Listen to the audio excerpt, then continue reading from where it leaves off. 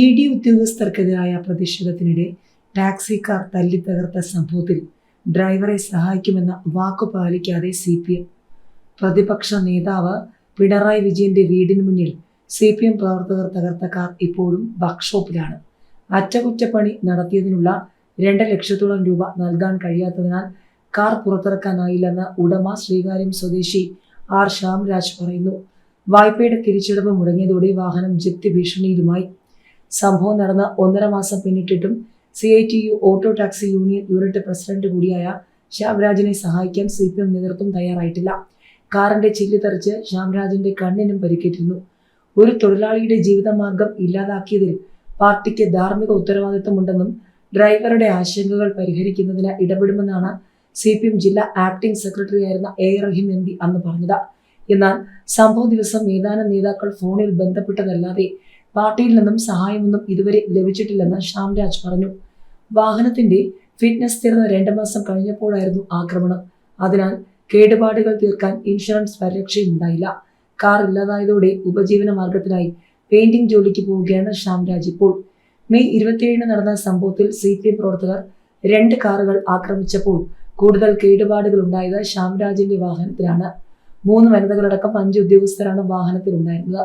ആദ്യം മുട്ടയെറിഞ്ഞ പ്രവർത്തകർ തുടർന്ന് ഇഷ്ടികയും കരിങ്കല്ലും ഉപയോഗിച്ച് കാറിന്റെ ചില്ലുകൾ അടിച്ചു തകർത്തു. മറ്റു ഭാഗങ്ങൾക്കും കേടുപാടുണ്ടായി. TK ഗോവിന്ദനും V. കുഞ്ഞികൃഷ്ണനും തെറ്റുതിരുത്തിയാൽ പാർട്ടിയിലേക്ക് തിരികെ വരാമെന്ന MV ജയരാജൻ. താൻ ചെയ്ത തെറ്റെന്തെന്ന് V. കുഞ്ഞികൃഷ്ണൻ.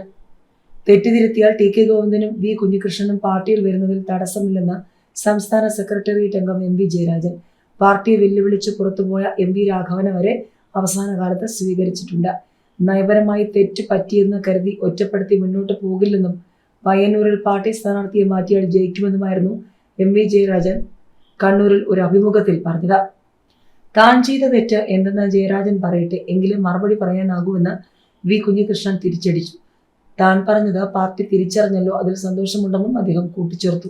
വർഗവഞ്ചകൻ എന്ന് പറഞ്ഞ പാർട്ടി ഭരണഘടനയിലുള്ള കാര്യമാണ്. അവർ നിലപാട് തിരുത്തിയാൽ വേണ്ടെന്ന് പറയില്ലെന്ന് MV ജയരാജൻ പറഞ്ഞു. പയ്യന്നൂരിലെയും തളിപ്പറമ്പിലെയും തോൽവിക്ക് ഒരു കാരണം സ്ഥാനാർത്ഥി നിർണയത്തിലെ പോരായ്മയാണ്. പയ്യന്നൂരും തളിപ്പറമ്പും ഒരുപോലെ കാണാൻ കഴിയില്ല.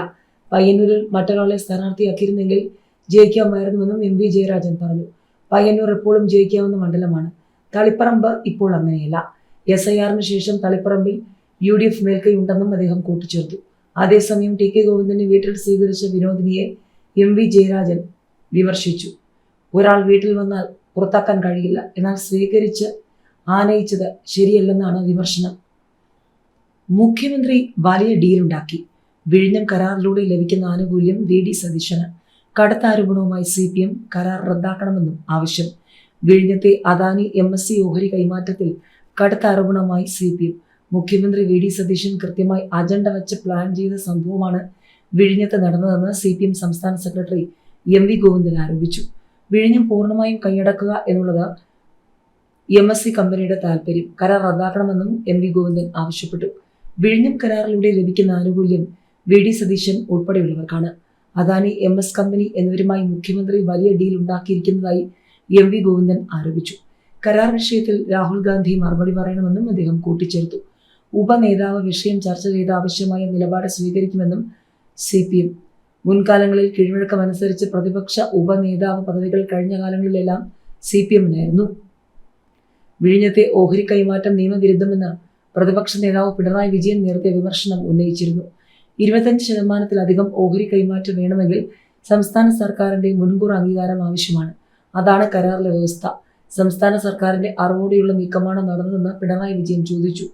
ജൂൺ 29-ന് തന്നെ കരാർ ഒപ്പിട്ട് കഴിഞ്ഞു. കരാർ ലംഘിച്ചതിന് സർക്കാർ ഏത് തരത്തിലുള്ള നിയമ നടപടി സ്വീകരിക്കുമെന്ന് മുഖ്യമന്ത്രി VD സതീശൻ വ്യക്തമാക്കണം. വലിയ വിദേശ നിക്ഷേപം എന്ന രീതിയിൽ പ്രചാരണമുണ്ട്. ഓഹരി കൈമാറ്റത്തിലൂടെ അദാനി ഗ്രൂപ്പിന് ലാഭം ഉണ്ടാക്കാനുള്ള ഇടപാടാണ് നടന്നിരിക്കുന്നതെന്നും പിണറായി വിജയൻ വിമർശിച്ചു. അതേസമയം വിഴിഞ്ഞം ഓഹരി കൈമാറ്റത്തിൽ സംസ്ഥാന സർക്കാരിന്റെ വ്യവസ്ഥകൾ ഉറപ്പാക്കാൻ അദാനിയുമായി അനുബന്ധ കരാർ പരിഗണനയിൽ.